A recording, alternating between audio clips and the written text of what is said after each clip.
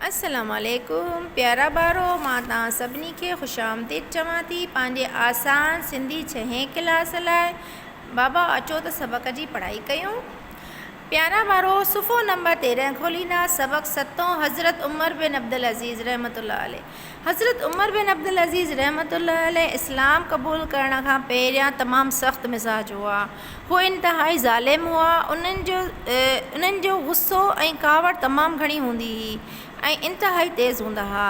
जंहिं घिटीअ खां लंघंदा हुआ त शैतान बि सम्झो, शैतान जहिड़ी हिकु वॾी हस्ती बि हुन खां पासो कंदी हुई। शैतान त हर इंसान ते हावी थींदो आहे, पर हज़रत उमर बिन अब्दुल अज़ीज़ खे ॾिसी घिटी मटाए वेंदो, उन घिटीअ खां न लंघंदो हो।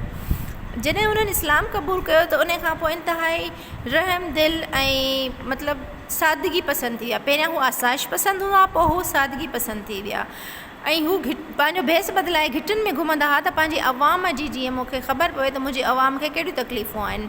प्यारा ॿारो, हज़रत उमर बिन अब्दुल अज़ीज़ जॾहिं इस्लाम क़बूल कयो त पोइ पंहिंजी रियाया लाइ, पंहिंजी क़ौम लाइ, पंहिंजे जेके अवाम हुअसि, ग़रीब अवाम, उन्हनि जे लाइ घणियूं आसानियूं कयूं ऐं उन्हनि जे बहितरीअ लाइ तमामु जिद्दोजहद करणु लॻा। अचो त सबक़ जी पढ़ाई कयूं। हज़रत उमर बिन अब्दुल अज़ीज़ रहमतुल्लाह अलैह बने आमिया ख़ानदान मां हिकु मशहूरु नेक ख़लीफ़ो थी गुज़रियो आहे। ख़लीफ़े थियण खां अॻु पाण इंतिहाई आराम ऐं आसाइश वारी ज़िंदगी गुज़ारींदो हो। खेसि जेको बि वज़ीफ़ो मिलंदो हो सो पंहिंजे आराम ऐं आसाइश ते ख़र्च करे छॾींदो हो, यानी जेके पैसा मिलंदासीं, वज़ीफ़ो चइबो आहे पैसनि खे। ख़लीफ़े थियण खां पोइ हिन जी तबियत में तमामु वॾी तब्दीली अची वई। ॾाढो सादो गुज़ारणु लॻो, माना सादगी सां ज़िंदगी गुज़ारणु लॻो ऐं माण्हुनि सां बि तमामु सुहिणे सलूक सां पेश अचणु लॻो। ॻाल्हि कंदा आहिनि त पाण खे अमीर खे चवाए मोकिलियईं त असां वटि जल्द अचु, जो तव्हांखे हिकिड़े मुल्क जो नवाब मुक़ररु कयो अथव। अमीर उन जे पैगाम मिलण ते ॾाढो ख़ुशि थियो ऐं झटिपटि अची हाज़िर थियो, पर छा ॾिसे त हू त ख़लीफ़ो पंहिंजनि ॿारनि सां वेठो रांदि करे। उहो ॾिसी ॾाढो अजब लॻसि। ख़लीफ़े खे चयाईं त साईं, गुस्ताख़ी माफ़, अवी मुल्क जा वाली, सो ॿारनि सां कीअं वेठा रांदि करियो? किथे अवी, किथे ॿारनि सां रांदि? आउं त पंहिंजे ॿारनि खे अॻियां अचण बि न ॾींदो आहियां। कंहिंखे हिमत न थींदी आहे जो मुंहिंजे अॻियां अची को अख़र बि ॻाल्हाए सघे। हज़रत उमर बिन अब्दुल अज़ीज़ रहमतुल्लाह अलैह खे अमीर जी उहा ॻाल्हि ॾाढी ॾुखी लॻी। खेसि चयाईं त तूं असांजे कम जो न आहीं। जंहिं शख़्स खे पंहिंजे ॿारनि सां प्यारु न आहे सो रयत सां कहिड़ो सलूक कंदो, यानी अवाम सां।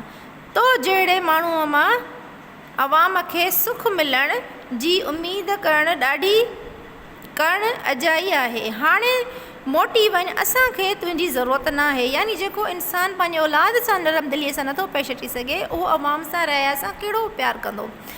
अचो त मश्क हल कयूं बाबा। प्यारा ॿारो, सुफ़ो नंबर 14 ते तव्हांजी मश्क आहे।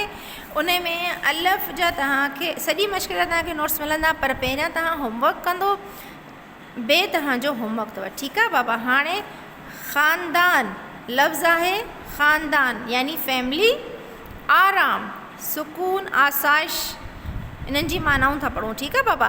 तब्दीली, बदलाव, वाली, मालिक या हुकुमरान, सुलूक, वर्ताव, रवैयो। इहे वर्ड माना लिखी पंहिंजे कॉपी में असांखे व्हाट्सअप कंदा पंहिंजे ग्रुप में, लफ़्ज़ माना। ऐं हीअ ॿिए तव्हांजो होमवर्क आहे। हेठियनि लफ़्ज़नि जा ज़िद लिखो। अमीर, रयत, सुख, सादो, अजाई, नेकी। 1 2 3 4 5 6 ही 6 लेटर्स आहिनि, ही 6 वर्ड्स आहिनि। हिननि जी तव्हांखे ज़िद लिखणा आहिनि। ठीकु आहे बाबा। लफ़्ज़ लिखियल आहिनि, उन्हनि जा तव्हांखे ज़िद लिखणा आहिनि ऐं ही लफ़्ज़ माना कॉपी ते लिखी असांखे व्हाट्सअप कंदा। ओके बेटा, अल्लाह हाफ़िज़। वरी मिलंदासीं नेक्स्ट वीडियो में नेक्स्ट लेसन सां।